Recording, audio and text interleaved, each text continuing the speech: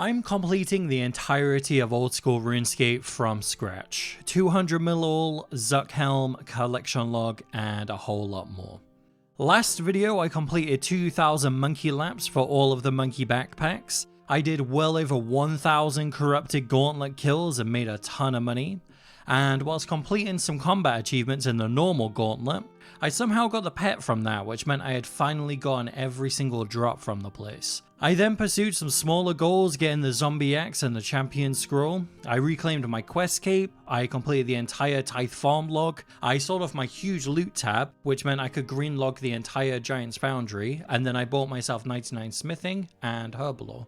I then caught all of the big fish in the game and then completed the entirety of pest control in one go as well. So yeah, the last video had a lot in it for sure, and in this one I'm going to be getting a whole bunch of 99s and purples as well as a couple of pets.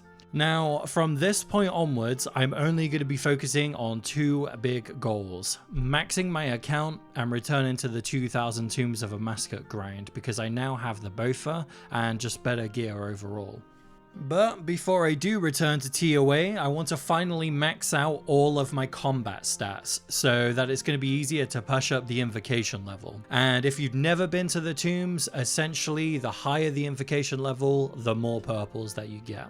Now, a good method to train combat stats up quickly nowadays would be to kill Scurious, but I've already greenlogged that in a previous video, and I do like to combine goals as much as I can, so I decided to go for some more niche log slots that I wouldn't normally get through something like regular Slayer, and I also wanted to farm a bunch of clue caskets as well.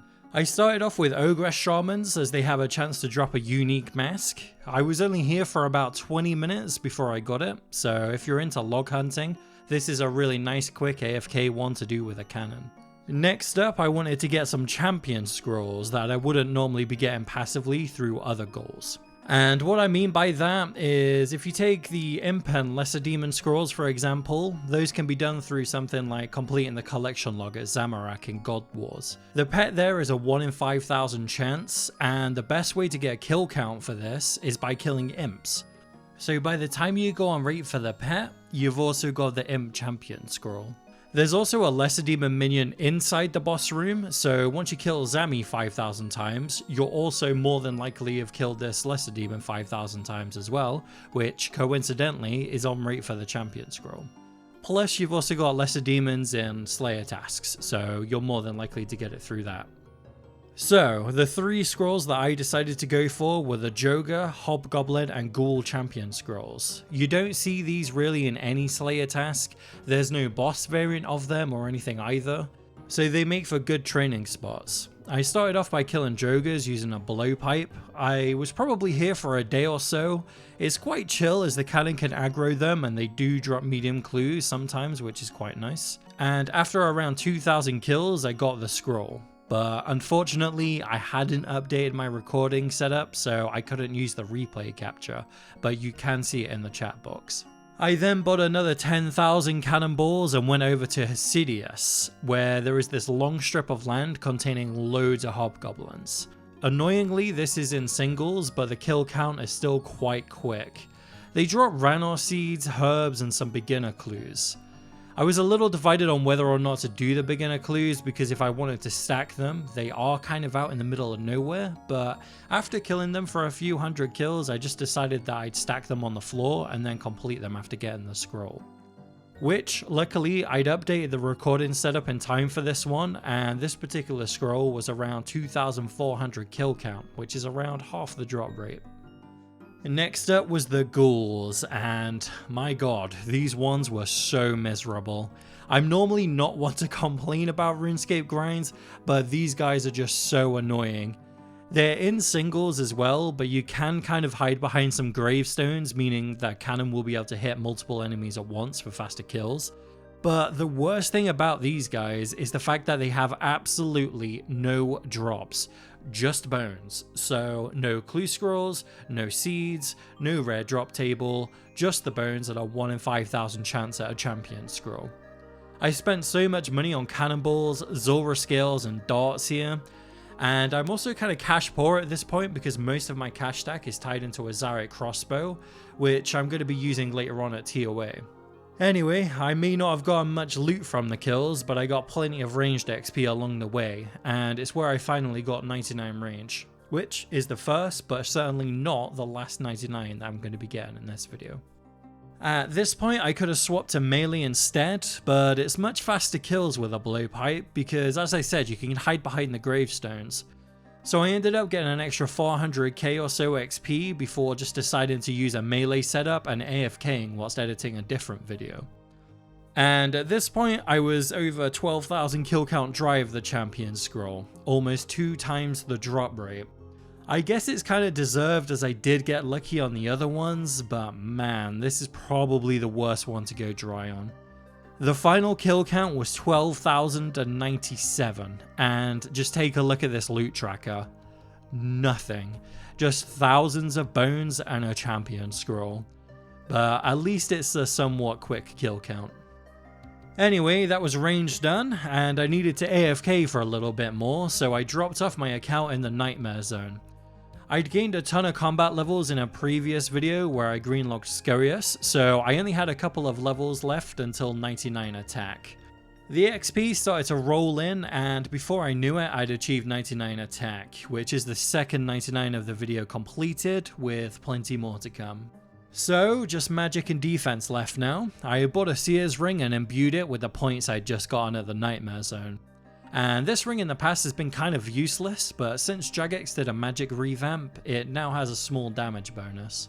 My plan for both of these skills was to do magic defense barrage casting on jellies. They drop absolutely tons of hard clues, and they also drop totem pieces for Skitizo and ancient shards, which is super handy for the new demon bane weapons from Wild Gothic Sleeps.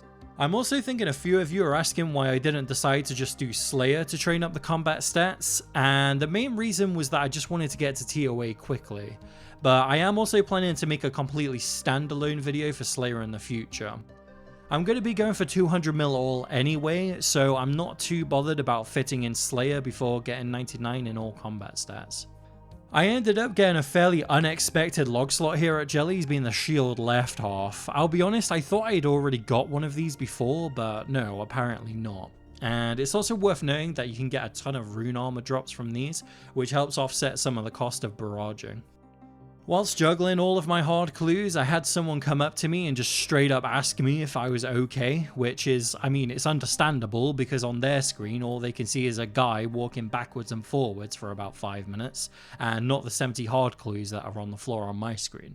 I do wish that Jagex would add some form of clue stacking like they have on Leagues. I'm not sure how it would be implemented. Maybe they could do some kind of like clue hunter guild with rewards at certain tiers that let you store a certain amount or something.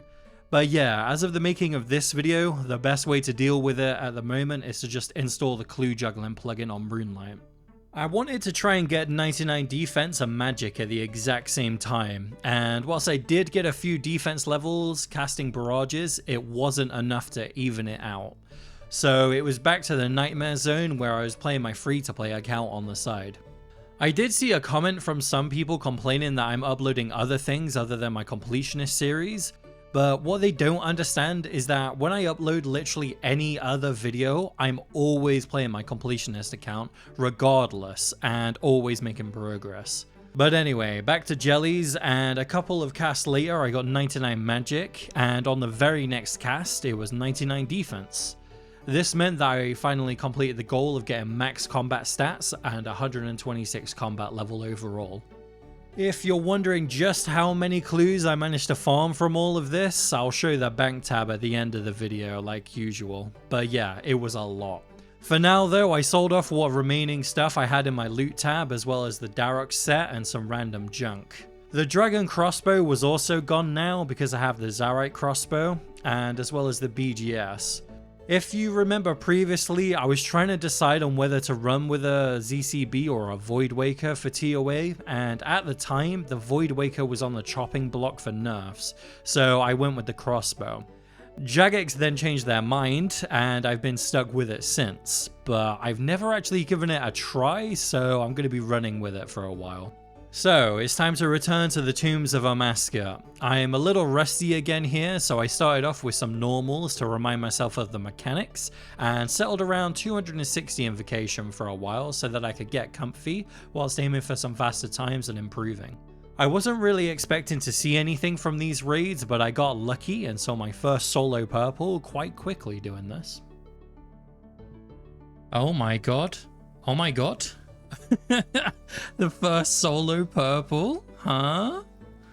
Okay. Okay, I pray that this is recording properly.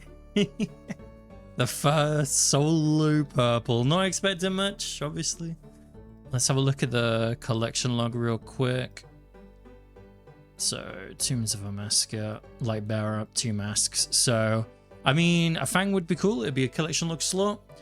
Any of the Missouri pieces, Shadow, obviously. Basically anything but Mask and Light Bearer. But let's see. It's probably going to be a Light Bearer, but let's have a look. I do have my purple crystal on. Here we go. A Fang. All right, cool. Gimme. That's a nice 14 mil in a log slot. I can't believe that these are actually 14 mil though. Is it price checking? Yeah, 14 mil. My god. Back when I did TOA on release, like we were selling those for like 400 mil a pop, man. But 14 mil is 14 mil. I'm pretty broke at the moment, so that'll pay for some restores and some sour brews. Not bad, not bad. Let's keep them going. I went for the back-to-back, but unfortunately it wasn't meant to be this time. I did a couple more raids, but then I put them on hold temporarily to join in on a Corp Mass event that we had organized for the clan. It's a nice boss to do as well because the clan members who are in the mid game can also join in and get some bossing experience and maybe see their first big drop. Which did actually happen this time because we saw a spectral sigil drop, and usually we do free-for-all on these, but when we do get a sigil we like to split them, and everyone ended up with around 3 mil each at the end of the session, including myself. Anyways, back to TOA now, and I've had a few people reach out and ask me how I'm going to go for all of the 2000 kill count. And for the most part I just want to push up the invocation level as high as I can with the gear that I have. My goal is to do 400 comfortably solo or maybe in small groups and then just run them back to back all day. But I'm also going to be needing to do some challenge runs on level 500 invocation for the cosmetic kits, the pet transmogs and some combat tasks. Also, I do like to teach raids to friends and clan mates when I have some free time. It's always nice being in voice chat, hearing people complete their first raid, and I did manage to get a few people their rune pouch upgrades, which you'll see throughout the video. It was also around this time that I decided to bump up to expert level raids when I was doing solos, and this is where I started to unlock some master and grandmaster tasks as well. If you're trying to get to the next combat achievement tier, I'd highly recommend asking a friend to take you alongside some raids as they're just great for points. I thought I'd start to see more purples now that I'd bumped up the invocation level, but my next purple actually came up in a level 150 learner session. Holy shit. Ooh. Holy shit! Beautiful. Done. Woo! I survived! Yeah, Oh boy. my god. Lee. Thanks for the combat task, noobs. Wow. Purple. Purple. Who's got the purple? Whose Purple, is it? really? Whose is Whose it? name? Not mine. Oh wait, it's Oh, mine. shit. It's mine. It's mine. Is it us? What do you get? It's mine. Oh! A billion GP for Rico. Yeah, Billion for GP. Diane. You never know. Oh! There it is. Banger. Elite clue! Woo! Woo! We went for the back-to-back together, as it's one of those unwritten rules of RuneScape that you just have to follow. Although, again, it just wasn't meant to be. The regular loot wasn't too bad though. I spent plenty more expert raids getting more and more comfortable with the mechanics again and farming a few elite clues, but it did take a couple dozen more experts until the purple chest started to pay out more frequently. Ha ha ha ha. Oh, a purple. I stopped streaming and now I get a purple. Okay. What is it?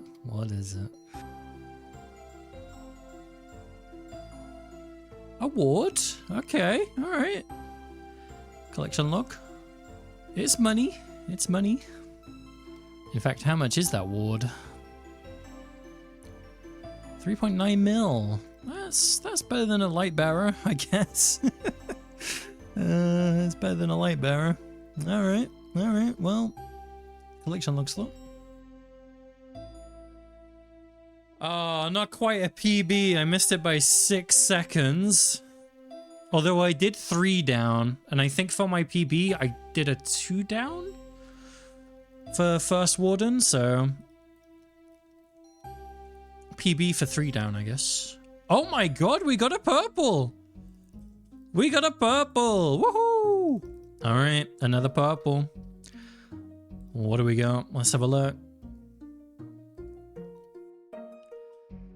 What is it? What is it? What is it? What is it? Ah! Oh no! Oh my god! A light bearer! A light bearer! Hell yeah! After those purples, I did a whole bunch more experts, and again, the next purple that I saw actually came through on another learner raid. Okay, go for it, go for it. Alright, you ready? Let's get it. Hold the shadow. He's getting a shadow. Good luck, good luck. Come on, let's get it, guys. This will be good. Shadow time. He's got the purple on. Oh, that's one the game. That's not even a split. Nice one, Nathan, though. After that, I did a mix of some more advanced learners for the guys and some more experts for myself. At this point, I figured I should start learning some of the more advanced strats of TOA. There aren't many compared to like Tob or Chambers, but a really useful one is skull skipping. You're supposed to one-hit all of these skulls, and then when you do, it'll hit the warden for massive damage. And if you don't, then you're going to take that damage yourself. Sometimes being one hit if you left too many of them around and you're on insanity. Hitting the warden for massive damage would normally be a good thing, but you don't actually get points for the damage that the skulls do. So if you can survive the skulls, then you can deal the extra damage yourself and earn more points. And the way to do this is by standing on specific tiles while still praying correctly and dodging attacks, then spam clicking the skulls with a ranged weapon. If you keep clicking, then you'll run towards them just as they explode, and the tiles that are supposed to damage you will just pass through your true tile and you'll take no damage. So you can get an increased chance at a purple, but the reason this is kind of dangerous is because if you lag even slightly, it can completely mess up the timing and you'll also take big damage, or potentially even get instantly KO'd from it. But yeah, I did start to do the skull skip method and I got immediate results from it. Oh my god, a purple! From the skull skipping, hell yeah. Alright. Good luck, good luck, good luck. Let's see it. Let's see it. Ah! I mean, it's better than a ring. It's better than a ring. Would have preferred a top or bottom, but, you know, beggars can't be choosers. Do we get the back-to-back? First back-to-back. We do! Holy! The first back-to-back. There will be more, hopefully. Let's see. Oh! Alright. Alright, okay. How many rings do I have right now? Deep rings, 3. Oh well, 2 mils, 2 mil. That pays for supplies, you know. Alright. Can I get a back-to-back-to-back? No. Okay, that was asking for a bit too much. Okay. Cash of runes? 645k? That's not bad at all.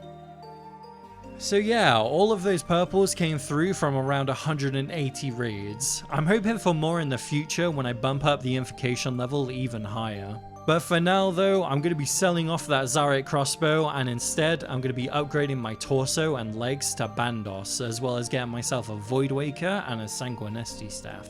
I'm likely to be doing mostly solos, so I feel like I'll get most use out of the Voidwaker, whereas the Zarate crossbow might be better in groups. I'm sure someone's going to correct me in the comments. I'm not really one to dive super deep into DPS spreadsheets, but another reason for selling the crossbow is so that I can get a decent cash stack for supplies and the upcoming construction grind. Whilst doing raids, sometimes I was taking breaks here and there to work on the maxing goal. I've got a few skills left and I decided to go for 99 agility by doing rooftops. I need to farm well over 3,000 marks of grace so that I can buy every single set of graceful to fill the player-owned house containers. And I do need to complete the Hallowed Sepulchre as well, as it does have an entire log section dedicated to it. But as I've said before, I'm going for 200 mil all anyway, so I'm not in a rush to fit every single log section and grind in before getting a 99. Also, rooftops are super easy to jump in and out of in between raids, and they're also good to do on mobile. But yeah, there's the 5th 99 of this video completed. I still need to grind out some extra marks of grace as I didn't have enough to buy all of the graceful sets, so I actually carried on until I had some more. Also, it's worth noting that just as I'd finished grinding out all of those marks of grace, Jagex has released a new agility course in Varlamore with another additional graceful set, so I'm going to have to come back and run even more laps soon. Time for a quick farming update, and I've gained a ton of farming XP since the last video. I'm over 50 million XP now, and the only patches that I've been doing are trees and Hespori. Which is worth noting, I did also hit the milestone of 250 kill count. But the best surprise in this little farming segment is that I got myself the first dupe pet of the account, being a second Tangle root. It's going to be quite interesting to see just how many dupe pets I get whilst on the road to 200 mil all. I might even end up with some duplicate boss pets if I end up getting unlucky on some of the drops as well. Speaking of pets though, sometimes I need something super AFK so that I can work on other things like managing my clan or planning other videos.